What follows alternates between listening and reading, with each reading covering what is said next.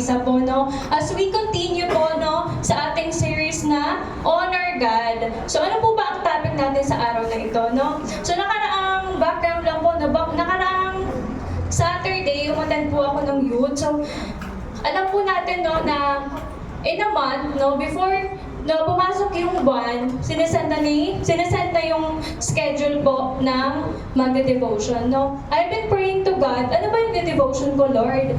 No? Hindi aksidente na nandito ako nung nakaraang Sabado kasi yun pala yung ibibigay doon ng Lord kung ano po ba ang dapat ko or ano ba dapat na i-share ko ngayong araw na ito. So, wag na po nating patagalin. Ang title po ng ating devotion ay ang relasyon na nag-honor sa Lord. Relationship that honors God. So ano po ba ang nagpapa-honor sa Lord within the relationship, no? Tamang-tama po na marami po tayong kabataan, no? Sabi po dito sa una po natin is, wait for God's perfect time. Sabihin po ba nga natin na wait for God's perfect time. Wait for God's perfect time. Ayan. Sabi po sa Tagalog, maghintay sa tamang panahon ng Diyos. Sabi po dito sa Psalms 27:14, wait for the Lord, be strong and take heart, and wait for the Lord. Ayan. So, antayin po natin si Lord. Si Lord ang magbibigay sa atin ng perfect relationship po in His perfect time. Sabi po dito, no, ang paghihintay sa tamang panahon ng Diyos ay nagpapakita ng pagtitiwala at wisdom at will ng Panginoon. So, yun pala yun, no? Ang ino-honor natin si Lord sa pamamagitan ng pag-iintay natin. Akala natin simpleng pag-aantay lang, no? Hindi pala. Kasi it will glorify the Lord. We are giving honor to the Lord by waiting kasi we are allowing God to work in us. We are letting God to take control. So hindi natin sariling desisyon, kundi hinahayaan natin yung Lord na hubugin tayo. Na nasa pamamagitan ng pag-aantay natin, hinuhubog tayo ng Lord. Know that in our season of waiting, God is working. So, naniniwala po ba tayo na in season natin ng pag-aantay, God is working? Yes. God never stops working. So, sabi po dito, no, ang pagmamadali sa isang relasyon na kapag nagra-rush tayo, ay maaaring humantong sa pagka-heartbroken, no, maaaring maling desisyon, maling resulta, no, na hindi naman dapat mangyari, pero dahil pinilit mo, hindi mo pa oras, pinilit mo, nagkakaroon ng maling resulta. Ang tamang tao, sabi ko na ang tamang tao, pero maling oras, maling relasyon pa din. No? Akala natin no, kapag tamang tao na, pero maling oras, okay na, no? Pero hindi pa pala siya tamang relasyon. Kasi it can lead to unnecessary heartaches at mamimiss natin yung mga blessings ng Lord. Sabi po dito, bakit nga ba mamimiss natin yung blessings ng Lord kapag hindi natin inantay siya? Kasi hindi mo naman magagawa ang kalooban ng Lord kung nagmamadali ka, kung hindi mo inaantay si Lord. Kung hindi mo siya ino-honor, kapag sinusuway mo siya at hindi niya tayo sasamahan. Hindi niya tayo i-bless kapag hindi natin ginagawa ang mga bagay na makakapagpa-honor at makapagbigay glory sa Lord. So, bakit nga ba hindi pwede at bakit kailangan maghintay sa time ng Lord? So, ginagamit ng Diyos ang season na ito upang handa tayo sa ating emotional, sa ating spiritual, at ating financial. So, baka tanungin niyo ako, ano? Ate Shena, bakit ihanda yung emotion ko? I think I can handle my emotions. I think I am old enough to handle my emotions. No, akala natin kaya na natin, pero ang totoo, hindi natin kaya. Kaya nga hindi pa binibigay ng Diyos, kasi hindi pa naman talaga natin kaya. No? Sabi po dito, no? Sabi sa 1 Corinthians 13, verse 4-7, sabi po dito, ang pag-ibig ay matyaga at magandang loob. Hindi mainggitin, hindi mayabang, hindi mapagmataas. 5. Hindi magaspang pag-uugali, hindi makasarili, hindi magagalitin, o mapagtanim ng sama ng loob sa kapwa. Hindi ito natutuwa sa masama, sa halip ay nagagalak sa katotohanan. Ay pag-ibig ay matiisin, mapagtiwala, puno ng pag-asa at nagtsatsaga hanggang wakas. This is God's definition of love. So ito ang dapat nating standard of love. No, kapag sinabi mo natin na masasabi mo ba natin love yun kung walang patience? Di ba hindi siya masasabing love? Masasabi po ba nating love yun kung maintin ang ulo natin? Nung akala natin, dati no, nung bata pa ako kasi, ano yung stambook ba yun? Yung what is love? Ang sinusulat ko nun, what? Love is blind. No? Hindi ko naman talaga maintindihan pa. Pero as we go along, no, habang inaaral natin yung salita ng Diyos, at habang nakikilala natin yung Diyos, nalalaman natin kung ano po ba talaga ang tunay na definasyon ng love. No, hindi pala talaga siya love is blind. Kasi love, you will choose that love every day. Love is a choice.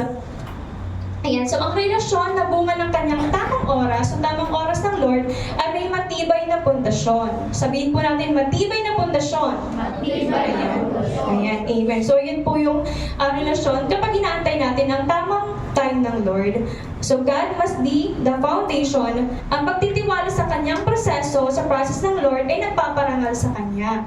Iniiwasan din tayo nito sa maling tao o sa maling sitwasyon. And lastly, ang kanyang tamang panahon ay nagdudulot ng kapayapaan at kagalakan. Amen. So meron tayong peace, no, na hindi natin iisipin kung in correlation kung may kachat pa tong iba, no? Hindi ka magda-doubt. Kasi meron kang peace sa iyong sarili, bibigyan ka ng peace ng Lord, no, na hindi mo na iniisipin kung meron pa siyang kachat na iba kasi accountable na siya kay Lord noon. No? Kasi kayong dalawa, kung in a relationship na kayo, kung hindi mo na isipin kung ano bang ginagawa niya or kung meron mo siyang chinachat or mga na iba kasi meron ka ng peace of mind kasi yun yung binigay ng Lord sa'yo. Hindi hakayaan pa ng Lord na mangyari yun kapag inantay mo yung oras niya. Siyempre hindi kasi kayong dalawa, hubog na kayong dalawa sa oras ng pag-aantay. Amen. So God's blessings are worth waiting for. Ayan, worth it siya, guys. So pangalawa po, pursue purity and set boundaries. So sabi po dito sa 1 Thessalonians 4:13, it is God's will that you should be sanctified, that you should avoid sexual immorality. So purity honors God at nagre-reflect dito ang ating pagmamahal at pagsunod sa Lord. Ang paglalagay ng boundaries ay protection. Okay? Sabihin po natin protection. Protection. Ayan, protection mula sa temptation para makaiwas sa kasalanan na pwedeng makasira ng ating relasyon sa Lord. No? Sabi nga dito, ang problema hinaharap. No? Kasi may ibang Kristyano, ang problema tinatalikuran, ang tentasyon yung hinaharap. Hindi po dapat gano'n. Ang tentasyon ang dapat nating takbuhan, pero ang problema ay dapat harapin. Ayan. Sabi po dito, no, ang pamumuhay na may kalinisan ay nagpapakita na pinapahalaga natin ang ating sarili. So yun pala, no, hindi lang ino-honor natin yung Lord, pati din yung ating sarili. It helps us build relationship na base sa pagtitiwala, respeto, at purpose ng Lord. So nandun yung purpose ng Lord within the relationship. Ang boundaries ay ginaguide tayo to make wise choices at manatili sa design ng Lord for love and intimacy. Lalahanin po natin ang ating katawan ay templo ng Holy Spirit na dapat nating i-honor. A life of purity becomes a powerful testimony of faith, self-control, and commitment to God's truth. Pangatlo po, grow spiritually together. Sabi po di lumago na magkasama sa espiritual na aspeto. Sabi po sa Proverbs 27:17, as iron sharpens iron, so one person sharpens purity and boundaries. Sa Tagalog po, kung paano pinatalas ng bakal ang kanyang bakal, gayon din pinatalas ng tao ang kanyang kapwa. So just iron sharpens iron. People can strengthen, refine, and build one another. So kailangan pala natin yung isa't isa, no? Kailangan niyo yung isa't isa, no? Para magpalakasan, no? Magpalakasan. Sa isang relasyon na kasentro sa Diyos ay dapat magpalago sa pananampalataya. Ayun pala, waiting para malago na kayo. At meron kayong dalawa, mas palalaguin pa. And then, sabay kayong magdasal, magbasa ng Bible, at encourage sa isa't isa. Ang spiritual na connection ay mas malalim kaysa emotional o physical na connection. Kapag inuna ang Diyos, lumalalim din ang pagmamahalan. So yun pala. So kapag nandun yung pag-honor nyo sa Lord, nandun yung paglalim pa ng inyong pagmamahalan. No? Natuto tayong magpatawad at magmahal gaya ng pagmamahal ng Lord sa atin. Nagkaroon ng direksyon at layunin na galing sa Diyos. Tumibay ang samahan kapag sabay kayong lumalapit sa Kanya. Ayun, nakakapag-strong pala talaga ng relationship kapag kayong dalawa, no? Sabi, nabanggit nga ni Pastor nung nakaraan, no, magkaroon kayo ng accountability. So, kayong dalawa is magka-accountability partner, no, devotion partner, prayer partner. So, meron kayong talagang dalawa is para talagang kayo ay mag-grow sa pananampalataya at mag-grow sa Lord. When two people support, encourage each other like friends or partners, they become better, stronger, and sharper in their walk with God and in life. So pray for a partner that will support your calling. Ayan. So, to wrap this up, no, conclusion po, no, in God's perfect time, natuto tayong magtiwala, magantay sa kung ano ang kalooban ng Diyos, which leads to peace and true blessing. So, nandun yung talagang protection, provision ng Lord sa inyo kung talagang inaantay nyo yung kalooban ng Lord. Hindi natin sariling desisyon, kundi ang pinapanguna natin, kundi ang desisyon ng Lord kung kailan niya tayo bless at kailan may go signal na yes, pwede na. Living in purity and setting boundaries reflects our respect for God. So nag-reflect dito yung pagrespeto, pag-honor natin sa Lord kapag namumuhay tayo in purity and nag-set tayo ng boundaries.